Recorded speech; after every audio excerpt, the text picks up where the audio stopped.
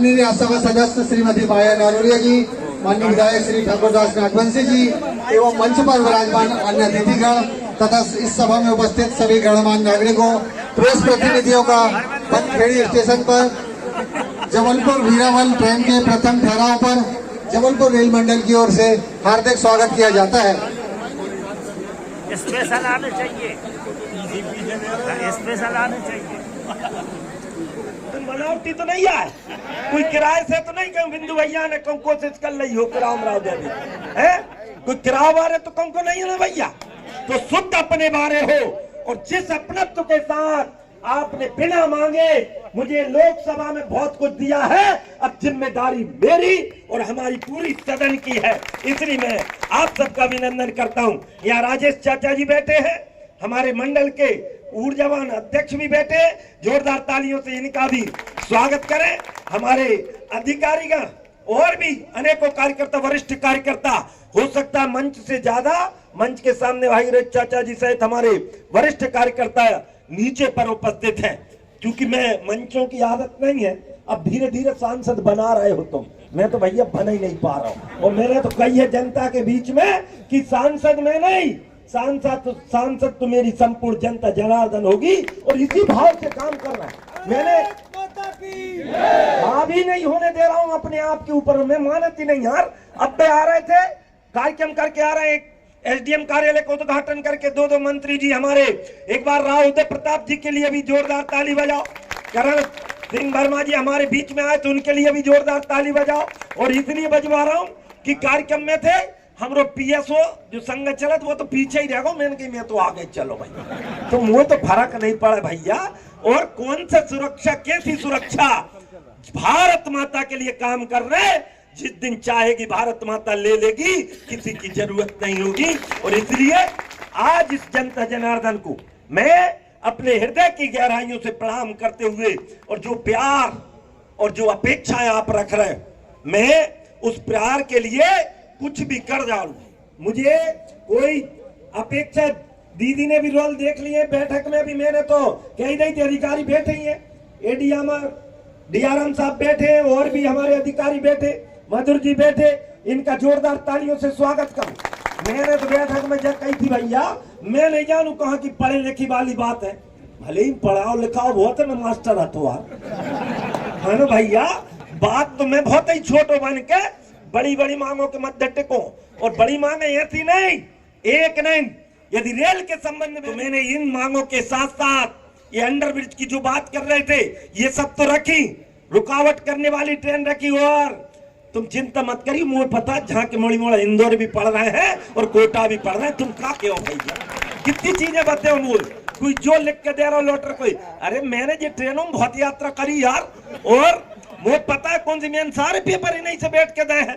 और मैं तो भैया चीजें मंच पे नहीं बोल सकूं, तुम जाना तो जैसे मैं कह रहा हूं। और इसलिए मैं निवेदन कर रहा हूं कि भैया आप सबने बहुत प्रेम दिया है और जो जो अपेक्षा रखी, एक बार जोरदार ताली भारत के सचिव प्रधानमंत्री जी के लिए, जिस सोच के साथ वो काम कर रहे हैं। आप पूरे 70 वर्ष का इतिहास उठा के देख लो, आज तक की सबसे भीषण आपदा यदि कोई हुई है तो कोरोना काल में, जहां सारे साधन बंद हो गए। लेकिन एक बात बता दो, इतिहास उठा के देख लेना, अधिकारियों से जानकारी ले लेना, वैधानिक जानकारी दे रहा हूं, यदि रेल के मामले में, सुधार के मामले में सबसे अधिक काम किसी कार्यकाल में हुए हैं तो कोरोना के कार्यकाल में मोदी जी और माननीय अश्विनी वैष्णव जी ने कराए हैं। एक बार जोरदार तालियों। 8, 10, 15, 20 घंटा लेट ट्रेनें आती थी, बिफोर टाइम चलने लगी, एक चेन बनाई है आपको समझ में। और अब आपके आशीर्वाद से तो छोटो भी नहीं, आपने बड़ी जगह भेजी। और मुझे भी भैया रेल को पीएससी को मेंबर बना दो, अंग्रेजी में समझ लो वह बड़ी समिति होता है, इसको समझ लो, वह बहुत बड़ी समिति हो, बाकी सदस्य और ये छोटे मोटे नाम कबों आ जाते कोई कहते भैया जो नाम, अरे इन नामों से कछु नहीं होने जाना है। अपने जो करने हैं, भारतीय जनता पार्टी का मत हमेशा अंत्योदय का रहा है। पंडित दीनदयाल जी ने अंत्योदय का सिद्धांत दिया है और उस सिद्धांत के लिए मुझे तो याद आ रहा, शाम का समय है, ये शाम के समय कछु पत्रकार बंधु खड़े हुए हैं, मैं जहां यही ट्रेन की मांगो लेके तुमरो धरना तोड़वा के गाओ थो, आज मैंने तुम्हारी मांग पूरी करने को प्रयास करो। गलत तो नहीं कह रहा हूं। अने आप कल्पना करियो, केवल इस भाव के साथ नहीं, और मुझे जब तो पता भी नहीं था, लेकिन मुझे पता है संघर्ष क्या हो सकता है। और आइए बनखेड़ी का, कल माननीय डीआरएम महोदय से मेरी बात हुई रात में, मुझे क्योंकि दिन भर कार्यक्रम थे, रात में एक आध बार बात हुई, तो बोले इतनी कुर्सी लग रही। मैंने कहा इन कुर्सियों से कछु नहीं, तुम दो चाहे मत दो, मेरी बनखेड़ी की जनता वहां तो खड़े खड़े भी आशीर्वाद दे देते, तुम्हें बिठाल नहीं पाया। लेकिन अधिकारियों से निवेदन है ना, उतना समझ लियो, ये बनावटी लोग नहीं है, जो कुछ करते दिल से करते, और जो कुछ करेंगे दिल से ही करेंगे। इसे आप सबसे भी निवेदन है कि यहाँ की बातों को, और जब ट्रेन गई बहुत सारे तो बैठ के गए, अब इतनी बात राजद तो है जैसो है, रह ही निपट है, लेकिन अब तो ट्रेन की टिकट हम सबे लेके और जाने भी चाहिए, कछु करो चाहे मत करो। जो जो सोमनाथ की यात्रा करके, जय ब्रजेश पीछे दिखाई दे रहा हूं, जो जो सोमनाथ की यात्रा करके आया है, उन्हें सबसे पहले मैं लोकसभा के दर्शन करे हूं भैया, और सब कछु करे हूं, बेहतर में सभी करे हूं। लेकिन तुम जो, क्योंकि मंदिर अभी देखो मोदी जी ने क्या करो, मैं 30 साल पहले भी उस गांधीनगर में गया हूं, उस स्थान पर भी गया हूं सोमनाथ के, और आज स्थिति देख लो तो कायाकल्प हो गई है। आप समझो, क्या हमारा लक्ष्य केवल इतना छोटा मोटा लक्ष्य नहीं है, ये मोदी जी का लक्ष्य है।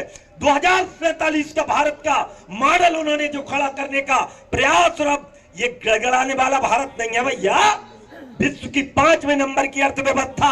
और रेल के बजट की जहां तक बात करें, अरे जितो पूरे देश को बजट बना, तो बात से ज्यादा तो माननीय अश्विनी वैष्णव जी ने इस बार रेल के अकेले का प्रावधान किया, भले ही मूल बजट में मिला दिया गया है। इस बात को समझो, ये बहुत गंभीर बात है, लंबी चर्चा हुई थी बजट सत्र में भी बोलने का मौका, और तुमरो मोड़ा कम कमजोर नहीं पड़ रहा हो।